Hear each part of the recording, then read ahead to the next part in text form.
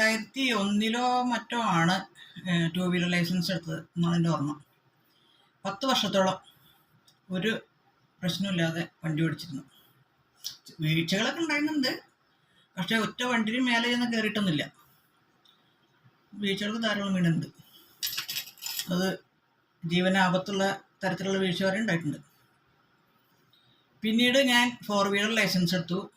ലൈസൻസൊക്കെ easy ആയിട്ട് എടുത്തു. ഒക്കെ ഒരു പ്രശ്നമില്ലാതെ ഫസ്റ്റ് ചാൻസിൽ തന്നെ പാസ്സായി. ലൈസൻസും കിട്ടി. പക്ഷെ ഇന്നേ വരെ വണ്ടി ഓടിച്ചിട്ടില്ല. വീട്ടിൽ 2 വണ്ടിയുണ്ട്, വാഗണാറും ഉണ്ട്, എർട്ടിഗയുണ്ട്. പക്ഷേ അതിനുള്ളൊരു ധൈര്യം വന്നിട്ടില്ല എനിക്ക്.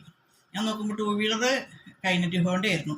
കയറിയിരിക്കുക, ബാലൻസ് ഉണ്ടായാൽ മതി, ഒറ്റ കൈക്ക് വലിയ പണിയൊന്നുമില്ല, കൈക്ക് മാത്രമേ പണിയുള്ളൂ. പക്ഷെ കാറാകുമ്പോൾ കയ്യും കാലും മനസ്സും എല്ലാം കൂടെ ഒന്നിച്ച് വർക്ക് ചെയ്യണം. എനിക്ക് ആ ആത്മവിശ്വാസം ഇല്ലാതെ പോയി. അത് കാരണം കുറേ പേര് രക്ഷപ്പെട്ടു, ഞാനും രക്ഷപ്പെട്ടു, എൻ്റെ വണ്ടിയും രക്ഷപ്പെട്ടു.